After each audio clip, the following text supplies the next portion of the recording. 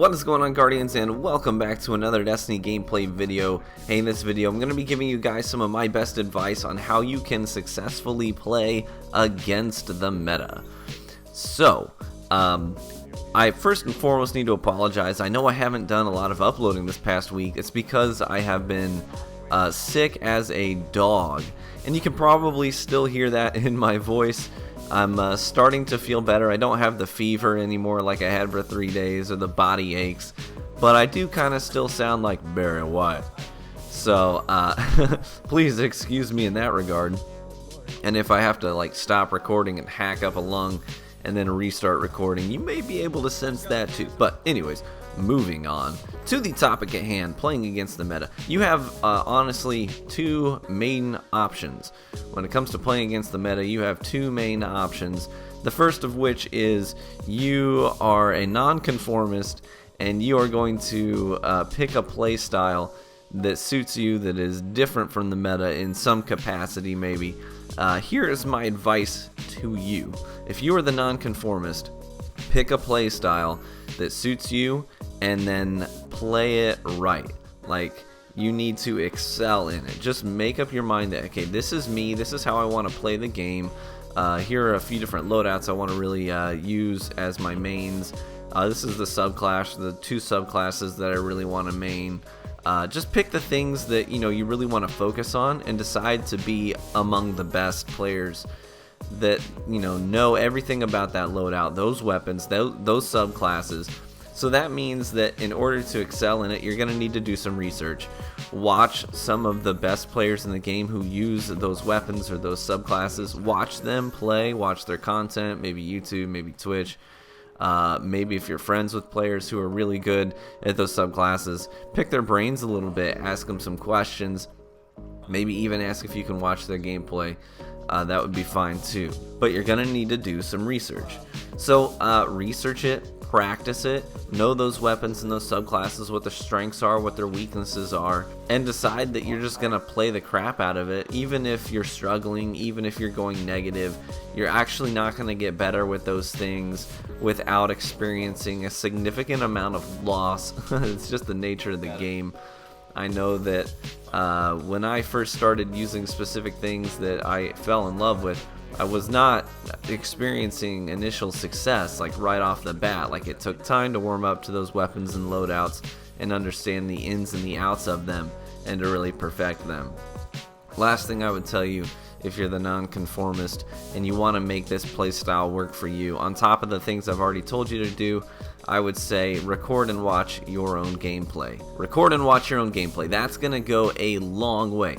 Let me just tell you that my gameplay has consistently improved because I watch a lot of my own gameplay.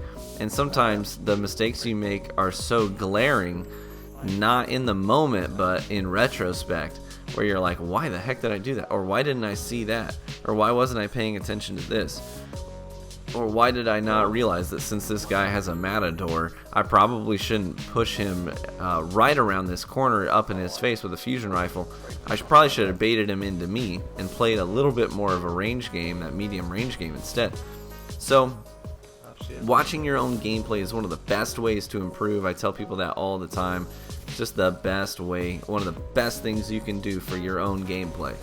So you may be like, well, I can't afford an Elgato or a capture card. Hey, that's no problem. If you're on a next-gen console, if you're on an Xbox One or a PS4, recording your own gameplay is so easy. And you would almost be silly not to take advantage of it. So another thing that you can do on those consoles, if you don't just want to stop and record at the end of a game, if you don't want to have to be cognizant of that all the time, just make a Twitch account and then sign into it from your PlayStation or your Xbox and start streaming. By the way, I wasn't trying to taunt this guy, this Blade Dancer. I was responding to his aggressive teabagging, so I shut him down mid-super and had to give him a polite little wave. But anyways, a really good thing to do if you really want to watch your gameplay in long sittings is you need to stream it. So just link your console to a Twitch account live stream it, and don't live stream it for anyone but yourself. You're just live streaming it just to record it at this point. You're not doing it to get viewers. So what you need to do then is go into Twitch and go into your settings and make sure that you have it set up so that it will record recent broadcasts. So then after you're done playing, you can go onto your Twitch account, go into Video Manager, and just rewatch your own broadcast. And it'll be, and it won't be the crispest, 1080p resolution, but it'll be plenty clear enough for you to see all the details you need to see when watching your own gameplay. So that is option number 1, the non-conformist approach. Those are all the things that you can do to excel. The other approach, quite honestly, is play the meta. I will never shame somebody for playing the meta, because honestly, when it comes down to it, people play video games for fun. And maybe you just really love Matador. Like, you like the way it looks, you like the way it feels. Maybe you just really love your clever dragon. Maybe you just really love your God Roll palindrome. There's no shame in that. And why would you ever throw shade at somebody for using those guns if that's how they have fun? There's nothing wrong with that at all.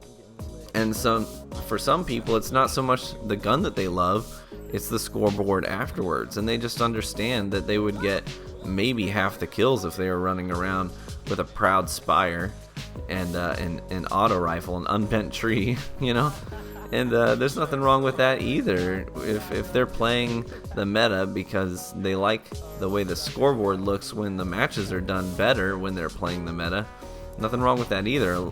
Sometimes people enjoy games more when they're winning. There's nothing wrong with that. So if you're gonna play the meta, honestly, be committed to being better than the average person who uses the meta, which means you need to know the meta better. You need to play the crap out of the meta. You need to use those weapons, understand those weapon strengths, their weaknesses. You need to understand, how players tend to use those things. Understand that, warlocks with matadors or party crashers, they're going to floof over your openings and try and bait me in. So lead with a grenade before you pursue it. Just expect what people using the meta tend to do. Expect that the Titan running at you is going to have a Juggernaut shield up, so you're going to have to deal with that first. Maybe backpedal a little bit, maybe lead with a shot to the body just to get that thing down first, and then switch to your shotgun once it's down and mop them up with it. Or if you're playing the maybe the more meta-oriented sniper rifles, then understand their strengths and weaknesses too, and decide that you're not going to use them too aggressively in close quarters for concern of being flinched. Maybe play a little bit more of a passive style with the sniper, get a pick, and then push in with your primary. So those are your two options, really, the nonconformist or the embrace the meta approach. If you're going to play successfully against the meta, those are your two options and what you have to do in order to do those options well. So whichever side of the log you fall off on, I'd actually be interested to hear in the comment section. Are you the nonconformist, or do you unabashedly play the meta? And I would also encourage you, don't rage at people who play the meta. If you think that the game needs a tweaking or a rebalance, then you can express those opinions, but that's a dev issue, it's not a gamer issue. So don't throw shade at your fellow gamers just for playing with the best stuff in the game. There's no shame in that at all. In fact, maybe even more kudos to them sometimes, because they're willing to do whatever they have to do to win. So there's nothing wrong with that. So hopefully you enjoyed the video, guys, and I'll try and get some more videos out to you this week, especially trying to make up for the lost time because I've been feeling like crap. But thanks for stopping by, guys. I'll catch you in the Crucible.